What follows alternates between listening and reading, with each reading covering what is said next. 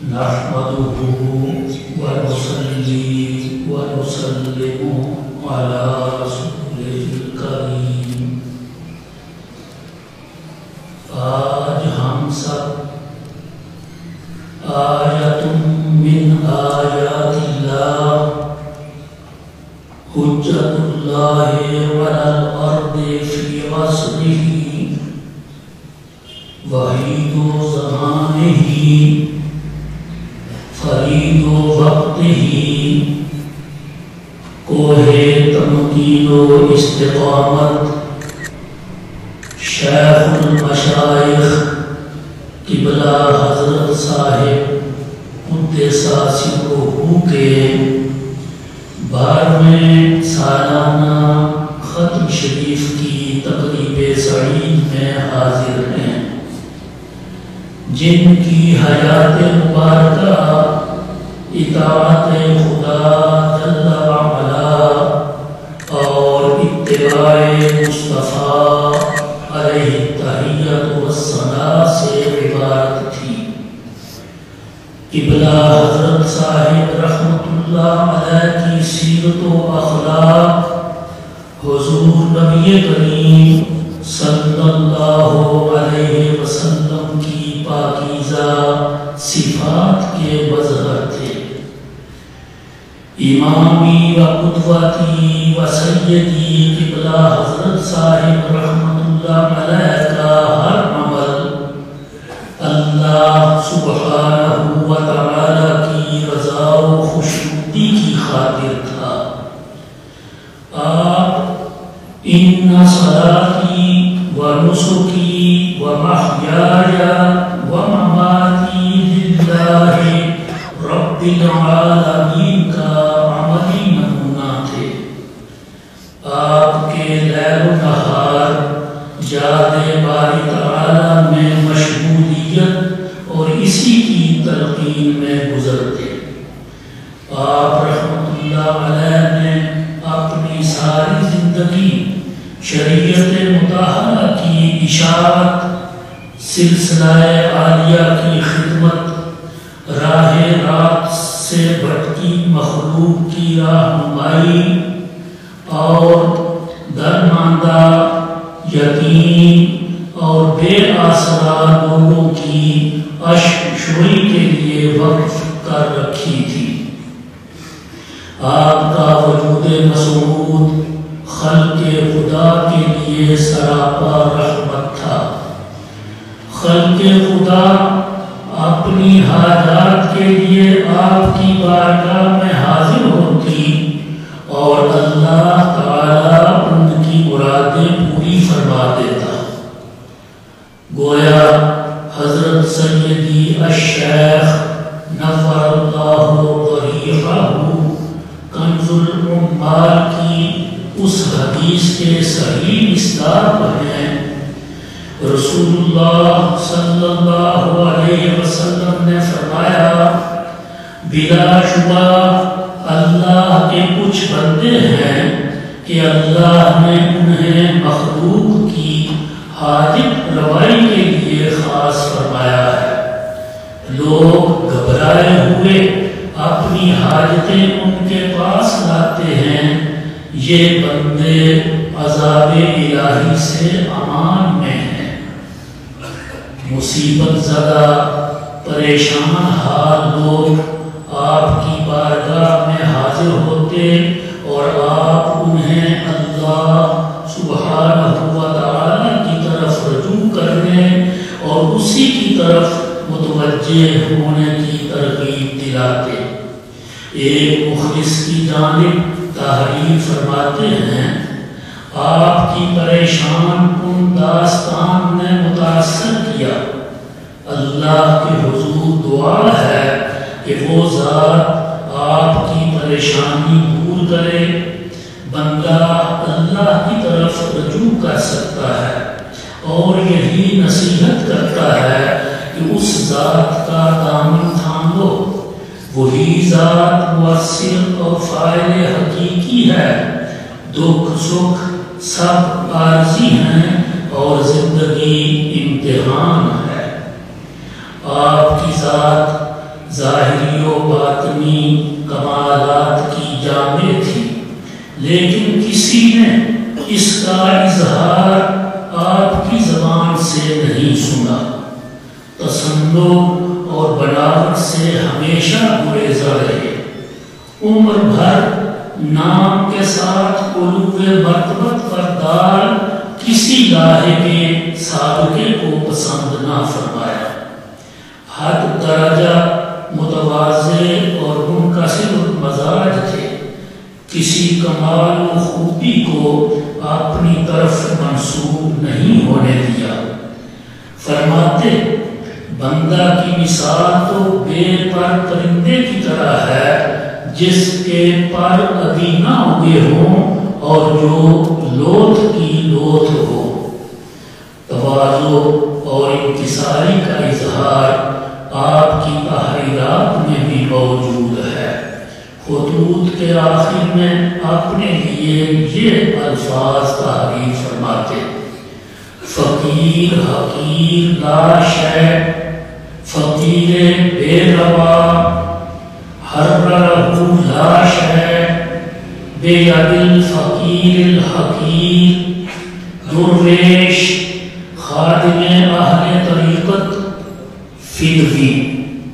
ایک محب کو جس نے محبانہ انداز میں آپ کو مختلف القابات کے ساتھ مخاطب کیا تھا، اس طرح تحریر فرمایا: نیک لوگوں کا اصول ہے کہ وہ دوسرے کو اپنے سے بہتر سمجھتے ہیں۔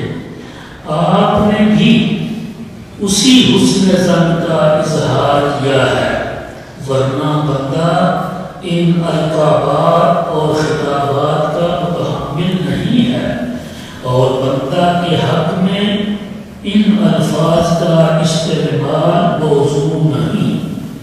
اگر آئندہ بندہ کو خط لکھے تو اس کی حیثیت کے مطابق خطاب کرے۔ اسی تواضع اور انکساری کا ثمرہ ہے کہ اللہ تعالیٰ نے آپ کو وہ رفعت و عظمت بخشی جس کی مثال بہت کم دکھائی دیتی ہے۔ حضرت شیخ قدس اللہ سرہ زندگی بھر کن فی الدنیا کانک غریب او عابر سبیل پر گامزن رہے۔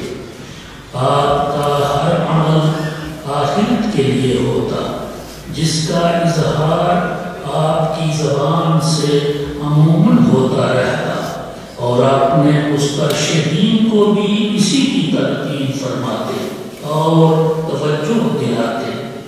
ایک مکتوب میں فرماتے ہیں: زندگی سرعت سے گزر رہی ہے، اس کی معیار متعین ہے، ہماری کوشش اس میں ایک لمحہ کا اضافہ نہیں کر سکتی، اس کی اہمیت سے کبھی غافل نہیں ہونا چاہیے۔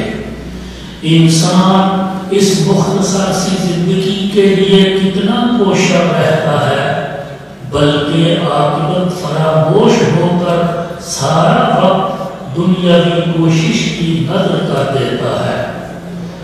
آخرت کی فکر زیادہ ہونی چاہیے۔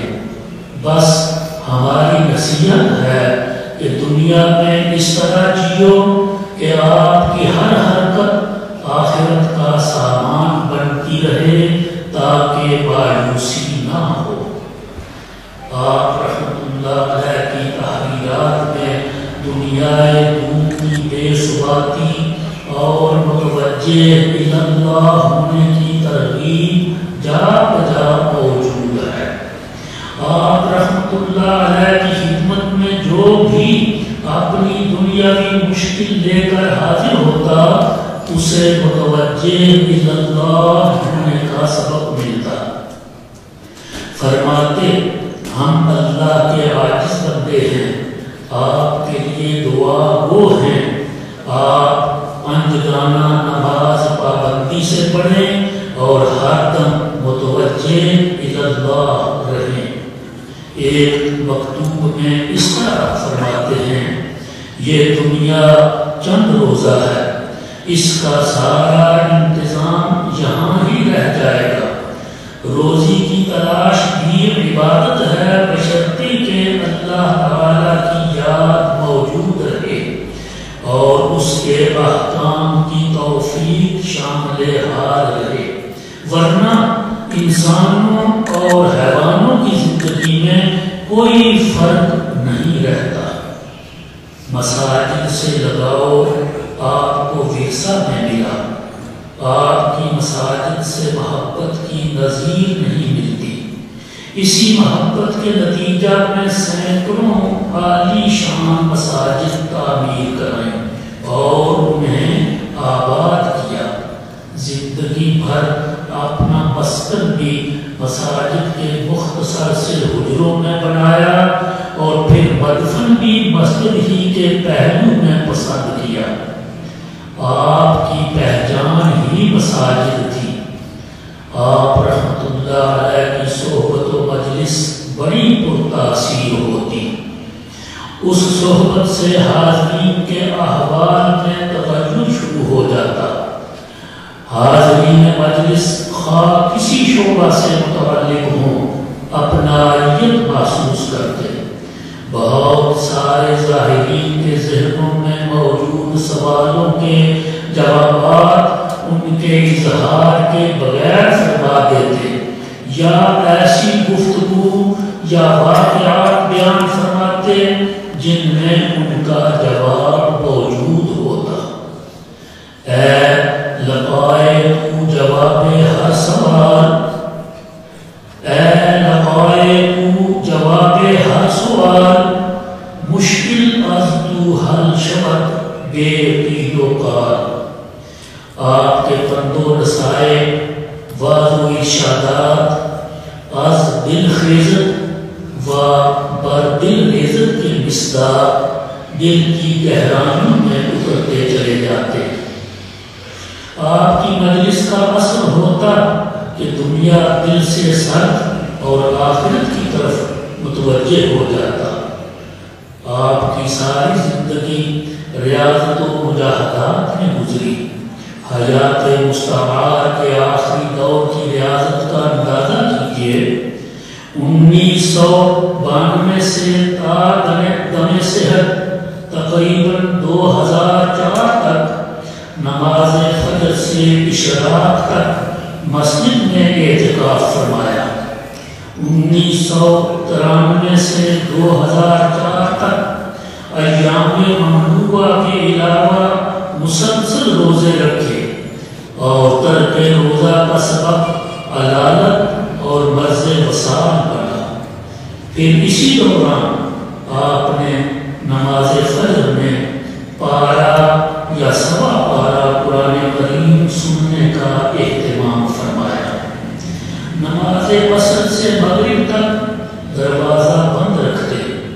اسی طرح نماز اشراق کے بعد حجرہ میں جلوہ افروز ہو کر تعویذ تعریف فرماتے اور دور کے سنگیان طریقت کو خدام کے ذریعہ ضروری ہدایات ارشاد فرما کر الوداع فرماتے، اور پھر دروازہ 10 بجے تک بند رہتا اور آپ تخلیہ میں رہتے۔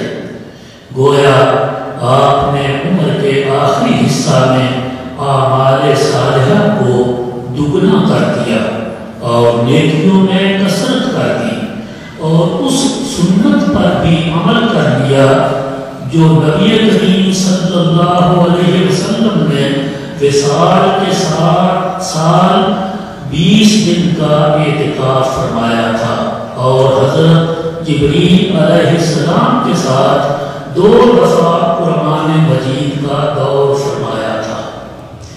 بیماری میں صبر و ثبات اور استقامت کے نمونہ تھے۔ سخت سے سخت تکلیف برداشت فرمائی، ہر دم اللہ کی طرف توجہ اور اسی پر کامل بھروسہ رکھا۔ یوم وصال آپ ذکر میں مشغول تھے اور منہ خشک تھا۔ ایک مخلص نے پانی پیش کرنے کی عرض کی، آپ نے جواب نہ دیا۔ پھر اس نے گلاس منہ کے ساتھ لگایا تاکہ آپ نوش فرمائیں۔ آپ نے منہ دوسری طرف کر کے زور سے اِلَّا اللہ کی ضرب لگائی۔ حضرت رومین رحمۃ اللہ علیہ صبر کی تعریف فرماتے ہیں، الصبر ترک الشکوہ، صبر شکوہ و شکایت کو ترک کرنے کا نام ہے۔ 4 سالہ عدالت اور اس سے پہلے حضرت سیدی الوالد رضی اللہ عنہ کی زبان سے کبھی کسی نے شکوہ نہیں سنا۔